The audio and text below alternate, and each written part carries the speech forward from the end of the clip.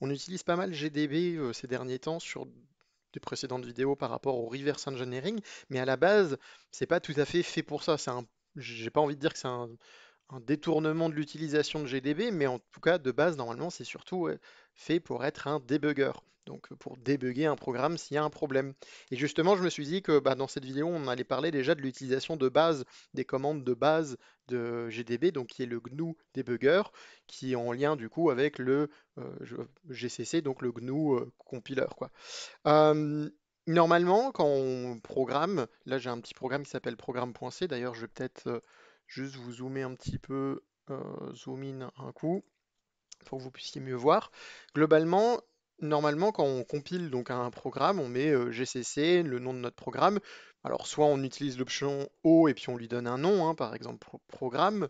On peut même utiliser d'autres options, parfois wall, W extra comme ça, et W error comme ça. En gros, bah, s'il y a une erreur, s'il y a un problème, il va le signaler en tant qu'erreur, etc. Enfin, c'est plein d'options qu'on peut rajouter à GCC. Mais pour utiliser GDB en tant que débugger, vous êtes normalement obligé d'utiliser au moins celle-ci qui est le "-g". C'est le minimum que vous devez utiliser quand vous devez compiler votre programme pour après l'utiliser avec GDB. Parce que si on ne le fait pas, en fait, ça rend les choses un petit peu plus complexes globalement. Ensuite, donc là, si on regarde, hein, j'ai bien mon fichier 1a.out, pardon.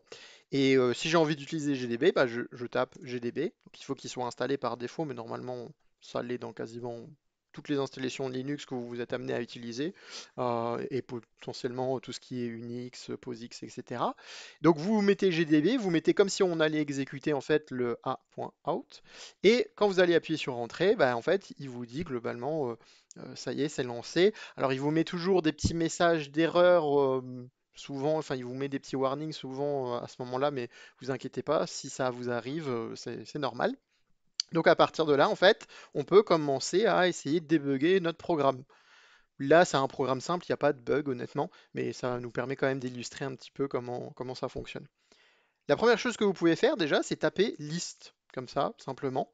Et ça vous montre où est-ce qu'on est globalement, quelles sont les 10 premières lignes, parce que c'est fait par paquet de 10 lignes, où on en est dans le code. Et effectivement, là, comme on a fait la compilation avec le "-g, et ben là, on a déjà un aperçu des premières lignes de code que j'ai mis dans mon petit programme. Donc on voit qu'il y a une fonction multiplication, on voit qu'il y a une fonction division, et on voit le début de main, où il n'y a pas d'argument, il y a juste une déclaration de A et B, et on va pouvoir voir la suite. Et justement, si on veut voir la suite, en fait, on peut taper liste, mais préciser des numéros de ligne. Donc par exemple 10,20. Et vous voyez là, il va m'afficher de la ligne 10 à la ligne 20 inclus. Et donc on voit quoi? On voit la suite, hein, après les déclarations de A et B. On voit une déclaration de résultat. On voit des valeurs qui sont mises dans A et B. Et puis bah, la fonction multiplication qui est appelée. On envoie l'adresse donc de résultat, ce qui n'est pas étonnant puisque ici on nous avait parlé d'un pointeur. Donc bon, c'est quelque chose de très très simple, hein, c'est un programme très simple encore une fois, mais c'est juste pour vous montrer l'utilisation des choses. Donc, et après, bon, on voit des printf, on voit que A et B changent de valeur, et puis il doit se passer sûrement d'autres choses après. À partir de là, maintenant, bah, si on veut lancer le programme, juste pour essayer de l'exécuter ligne par ligne, et pour pouvoir l'observer au fur et à mesure, là, vous pouvez taper Start. Donc, vous voyez, il fait quelque chose, il nous explique où on est, et en gros, il nous dit, bah, Temporary Breakpoint 1, main, et il nous parle de la ligne 13 avec A égale 7, donc la ligne 13 hein, qu'on voyait ici concrètement. Donc si on peut refaire hein, d'ailleurs un list hein, et on revoit où on en est, hein. Donc ligne 13, A égale 7. Donc il a déjà fait un breakpoint automatique là-dessus. Il a déjà passé en fait, je veux dire, la déclaration de A, la déclaration de B, la déclaration de résultat. Et il est à l'assignation de la valeur 7 dans la variable A. À partir de là, maintenant, en gros, il y a deux options possibles. Soit vous faites step, soit vous faites next. En gros, c'est pour passer effectivement à la ligne suivante. Vous allez voir que ça a toute son importance, surtout quand on est dans une fonction. Step, en gros, c'est comme s'il allait aller dans l'autre ligne, mais en fait, en réalité, c'est comme s'il s'arrêtait un petit peu avant. Donc, il va vous montrer la ligne. Si je fais step, hein, là, ici, hop, vous voyez, en gros, il nous dit qu'il s'arrête à B égale 2. Et Et en fait, c'est comme s'il s'arrêtait avant. Alors que next, lui, c'est comme s'il allait à la ligne, mais qu'il s'arrêtait à la fin. C'est un peu comme ça que je me l'illustre le plus facilement. Et ça a toute son importance quand on va arriver, effectivement, là, je vais continuer, je vais faire step de nouveau. Là, on arrive à la ligne multiplication. Si je fais step à partir de maintenant, en gros, je vais aller à l'intérieur de multiplication. Alors que si je fais n, eh ben en fait, je vais pas être à l'intérieur de multiplication, je vais passer tout de suite à la prochaine ligne, printf, etc., etc. Donc là, je vais m'amuser à le faire, hein, je vais faire, j'avais déjà écrit, pardon, step. Vous voyez, là, il me le dit bien. Il me dit, bah, en fait, qu'au lieu d'être à la ligne 16, là, on est parti à la ligne 29. Donc, ligne 29, c'est justement quelque chose qu'on n'avait pas vu jusqu'à présent, c'est l'intérieur de la fonction multiplication.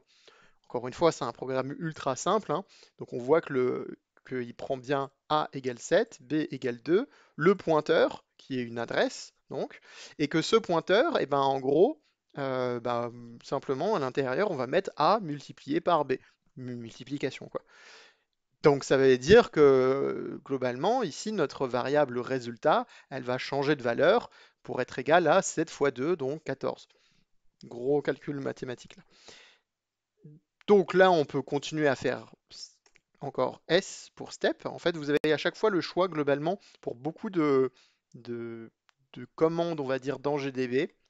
À chaque fois, vous n'êtes pas obligé d'écrire step ou par exemple next. Vous pouvez faire juste N ou S.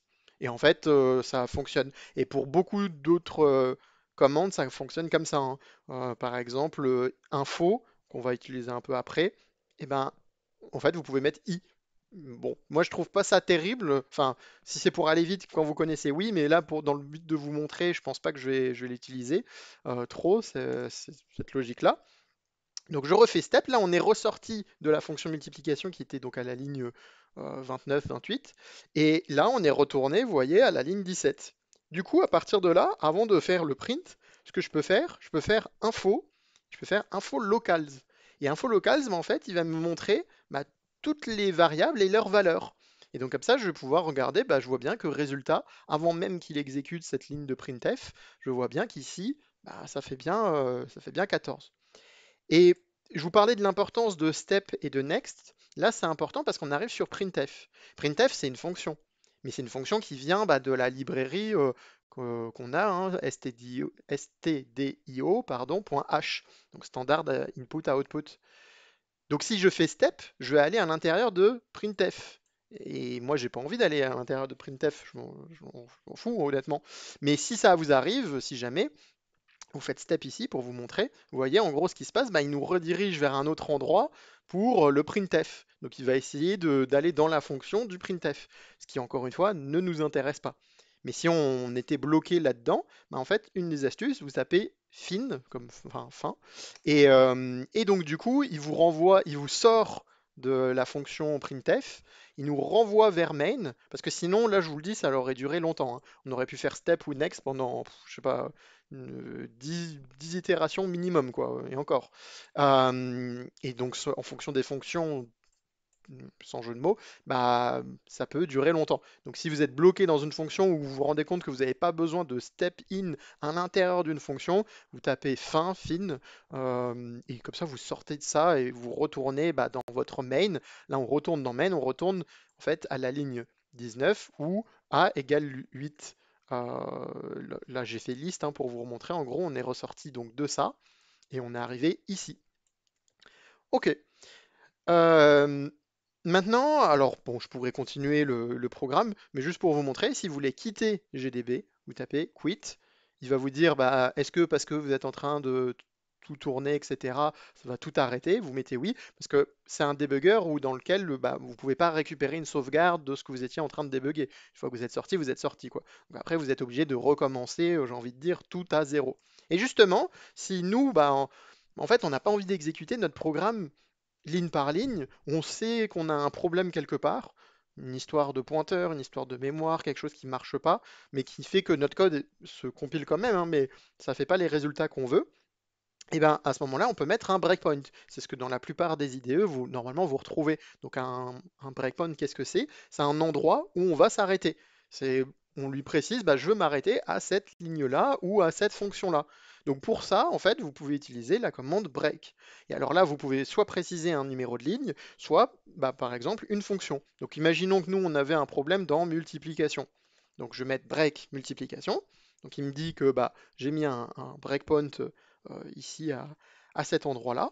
D'ailleurs, normalement, je suis capable de le voir dans info break. Vous voyez, il me le dit, bah, en gros, le numéro, parce que je peux en avoir plusieurs, hein. Le type, bon, c'est un breakpoint, mais il va me donner l'adresse et il me dit que c'est bien dans multiplication, et puis il me dit même à quelle ligne c'est à la ligne 29, puisque c'est pas effectivement au tout début quand je fais mon appel à la fonction multiplication sur la ligne 16. Là, avec le breakpoint que j'ai mis, c'est directement dans la fonction. Donc du coup, à ce moment-là, là, je vais pas faire start, je vais faire run. En gros, il va aller jusqu'à l'endroit, il va défiler le code jusqu'à l'endroit où il y a la fonction multiplication. Encore une fois, attention, c'est pas l'appel de la multiplication, c'est plus loin encore, c'est dans la fonction en elle-même. Donc je vais faire run, il fait toutes les choses et on voit qu'on arrive bien à la ligne PTR égale A multiplié par B, donc là où je mets le résultat de ma multiplication dans le pointeur.